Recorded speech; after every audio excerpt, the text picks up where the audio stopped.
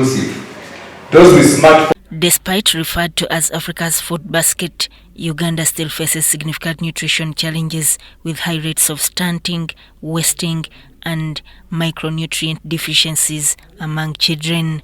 According to reports, the current state of nutrition in Uganda is characterized by mainly stunting and wasting. Statistics by the Uganda Demographic and Health Survey shows that 26% of children under 5 are stunted and about 4% are wasted. This means they are too thin for their weight or they are too short for their age. And we know government has made several commitments, has also made several initiatives and efforts to see that our children, but also vulnerable groups like mothers, childbearing mothers, the elderly, can be able to afford at least a minimum diet. But we see that this is kind of falling back because of lack of sufficient funding. Agnes Chirabo of Food Rights Alliance attributes this to persistent inequalities in food distribution across the country. Many people still think that nutrition is health. It is not. We only go to health at the worst case scenario.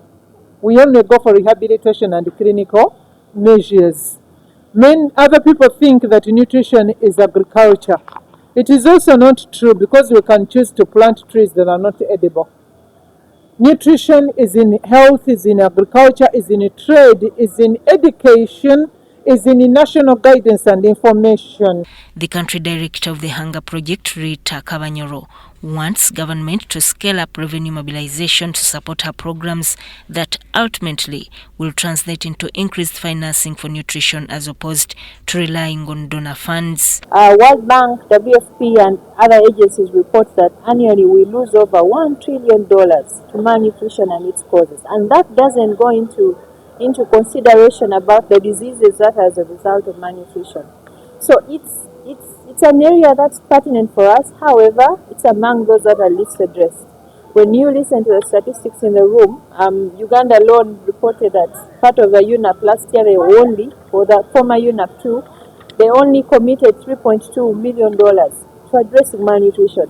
Now, that's just one small project you can take to Karamoja to do food security. However, that's supposed to deal with the entire nation. So we are not giving enough attention to malnutrition and what's happening.